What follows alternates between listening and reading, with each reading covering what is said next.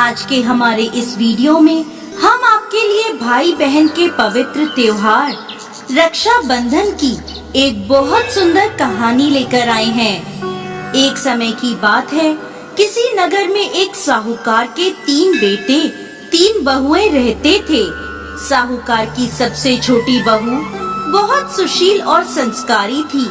साथ ही वो भगवान कृष्ण की अनन्य भक्त थी।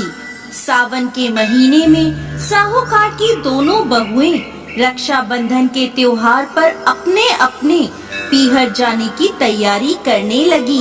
सुबह जल्दी उठकर घर का सारा काम करने लगी तो छोटी बहू ने पूछा, क्या बात है दीदी, आज इतनी जल्दी जल्दी काम क्यों कर रही हो? तो उसकी जेठानियां बोली, कल रक्षाबंधन का त्योहार है, हम सभी को अपने अपने भाई को राखी बांधने अपने पीहर जाना है। तेरा तो कोई भाई नहीं है, तू क्या जाने रक्षाबंधन के त्योहार का महत्व, भाई बहन के रिश्ते का महत्व।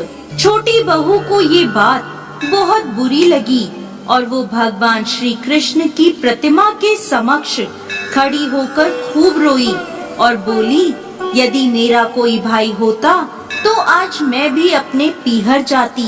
अगले दिन रक्षाबंधन का त्योहार था। सुबह सुबह उसके घर उसके दूर के रिश्ते का एक भाई आया और आकर साहूकार से बोला, ये मेरी बहन है, मैं इसके दूर के रिश्ते का भाई हूँ और इसे रक्षाबंधन के त्योहार पर अपने साथ अपने घर ले जाने आया हूँ।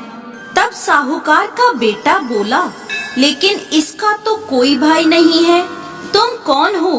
उसके समझाने पर साहूकार और उसका बेटा मान गया और छोटी बहू को उसके साथ भेजने को तैयार हो गए।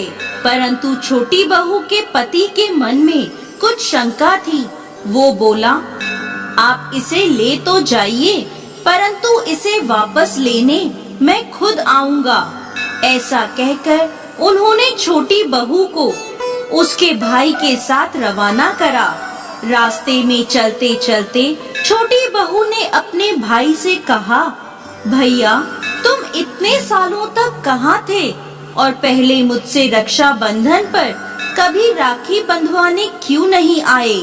तो उसका भाई बोला, बहन मैं 7 समुंदर पार परदेश में कमाने गया था। अब वह दोनों अपने घर पहुँचे तो घर में भाभी ने अपनी ननद का स्वागत किया, खूब आव भगत करी। फिर उन्होंने रक्षाबंधन का त्योहार मनाया। ऐसे ही हंसी खुशी समय बीत गया। एक दिन छोटी बहू का पति उसे लेने उसके घर आया। महल जैसा घर और ऐशो आराम देखकर वो चकित रह गया। भाई और भाभी ने उसकी खूब आव भगत करी। अगले दिन सुबह सुबह भाई और भाभी ने उसे उसके घर के लिए रवाना किया। विदा करते समय उसे खूब सोना चांदी हीरे जवाहरात आदि दिए। थोड़ी दूर जाने पर छोटी बहू का पति बोला, अरे मैं गलती से अपना कुर्ता वहीं भूल आया हूँ। तब वह बोली, कोई बात नहीं, आपका कुर्ता तो पुराना था, इतनी दूर वापस जाएंगे तो घर पहुँचते पहुँचते अंधेरा हो जाएगा। लेकिन उसका पति बोला, नहीं, मैं वापस जाकर अपना कुर्ता ले ही आता हूँ। ऐसा कहकर वो दोनों उसके भाई के घर के लिए वापस रवाना हुए। जैसे ही भाई के घर के पास पहुँचे तो वहाँ उन्होंने देखा भाई के महल नुमा घर की जगह एक पीपल का बड़ा सा पेड़ है और उस पेड़ पर छोटी बहू के पति का कुर्ता टंगा है। ये देखकर वो बहुत नाराज हुआ और अपनी पत्नी से बोला, ये क्या काला जादू है? कौन था वो जो तेरा भाई बनकर तुझे यहाँ लेकर आया था? मुझे तो शुरू से ही शक था, इसीलिए मैं तुझे लेने आया था। बता कौन था वो?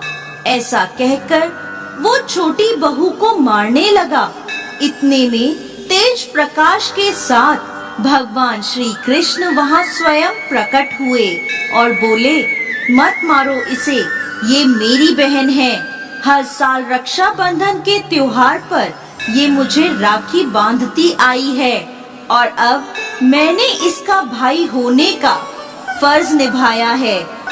इसे मैंने अपनी बहन माना है। छोटी बहू और उसका पति हाथ जोड़कर श्री कृष्ण के चरणों में गिर गए।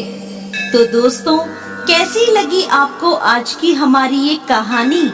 हमें कमेंट बॉक्स में लिखकर जरूर भेजिएगा और साथ ही साथ हमारे इस चैनल को सब्सक्राइब करना ना भूलिए।